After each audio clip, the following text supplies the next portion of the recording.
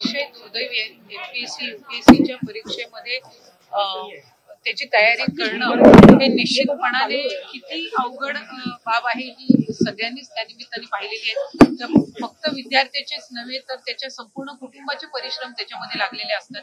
पण अशी अनेक विद्यार्थिनी असतात जे एमपीएससी आणि यूपीएससीच्या एक्झाम्सला सामोरं जात असतात.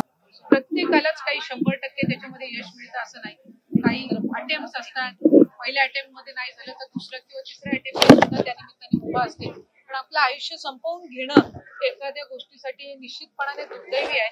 आणि आम्ही सुद्धा शासनाचा एक घटक म्हणून प्रयत्न करत असतो की फक्त एमपीएससी यूपीएससी नाही तर वेगवेगळ्या क्षेत्रांच्या परीक्षांमध्ये जे विद्यार्थी किंवा विद्यार्थिनी त्या ठिकाणी उत्तीर्ण होत असतात किंवा दुर्दैवाने उत्तीर्ण नाही होत, त्यांच्या सोबत संवाद साधून त्यांचे वेगवेगळे प्रश्न त्या निमित्ताने मार्गी लावणं हा एक साधारणपणे प्रयत्न हा आमचाही त्या निमित्ताने.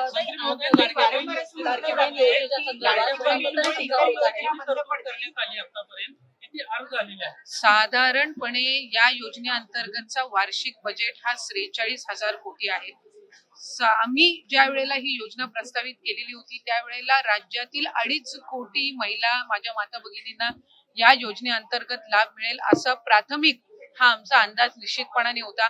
आज तगत आमच्याकडे 1,40,00,000 पेक्षा जास्ती अर्ज हे प्राप्त झालेले आहेत विभागाकडे.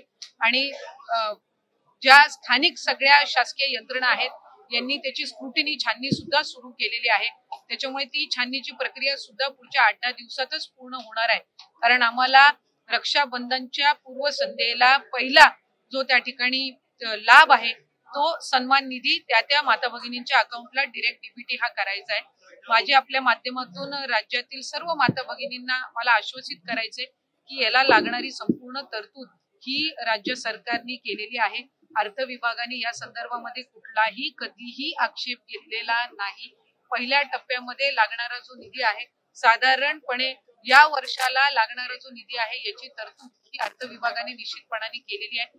त्यामुळे कुठल्याही पद्धतीची चिंता नसावी.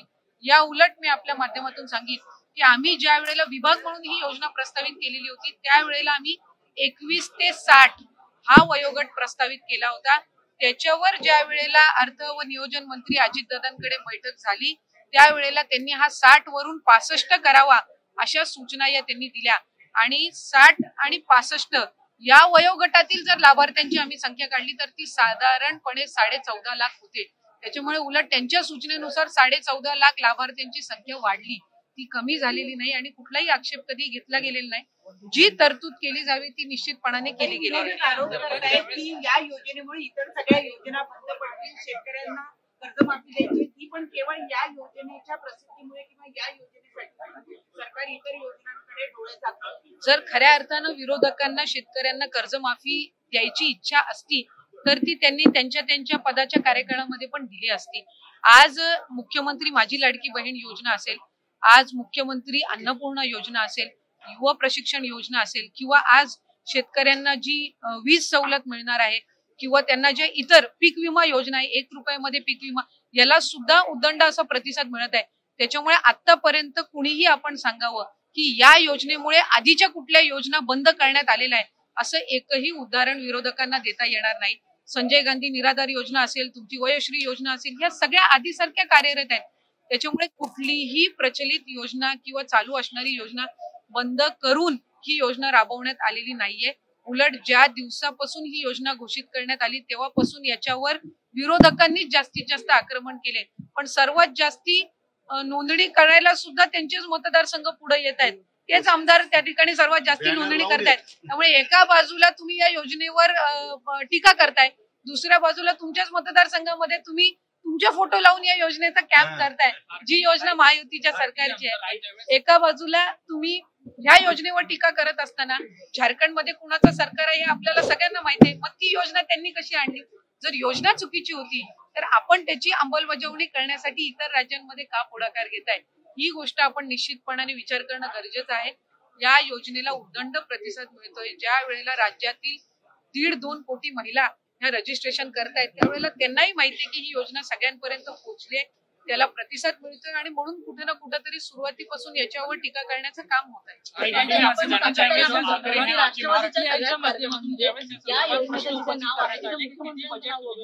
किती आतापर्यंत महिलांना याचा लाभ मिळाला तर उत्तर देण्याची प्रक्रिया सुरू आहे. कुठेतरी बजेट न देता ही योजना लागू कशी केली असं माझं आपल्याला स्पष्टपणाने या ठिकाणी सांगणं आहे. माझ्यापेक्षा अनेक इथं उपस्थित असणारे तुम्ही पत्रकार आहात, जास्त अनुभवी आहात, तुम्ही अनेकदा बजेट कव्हर केलेलं आहे.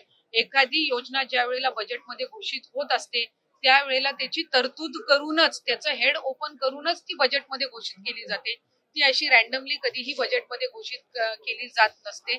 त्याच्यावर मंत्रिमंडळाचा निर्णय होत असतो. ज्या वेळेला ती मंत्रिमंडळापर्यंत येते त्यावेळेला ती तरतुदी सहितच किती उपलब्धता आहे या सगळ्या फॉर्मॅलिटीज ही प्रक्रिया पूर्ण करूनच ती मंत्रिमंडळामध्ये सादर केली जाते. ती सभागृहामध्ये बजेटमध्ये अनाऊन्स केली जाते. त्याच्यामुळे 43,000 कोटीचं वार्षिक याला लागणारी जी तरतूद आहे ती त्या ठिकाणी अर्थ व नियोजन विभागाने उपलब्ध करून देण्याच्या दृष्टिकोनातूनच ही योजना घोषित केलेली आहे. ज्या वेळेला राज्याचं अर्थसंकल्प मांडलं जातं त्यावेळेला या सगळ्या गोष्टींचा विचार करूनच ते मांडलं जातं.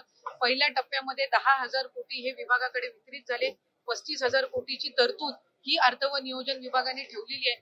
त्याच्यामुळे या योजनेचा लाभ हा प्रत्येक लाभार्थ्यांपर्यंत पोहोचणार आहे आणि त्या संदर्भामध्ये कुठलीही शंका कुठल्याही लाभार्थ्याच्या मनामध्ये असू नये. एबीपी माझा, उघडा डोळे बघा नीट.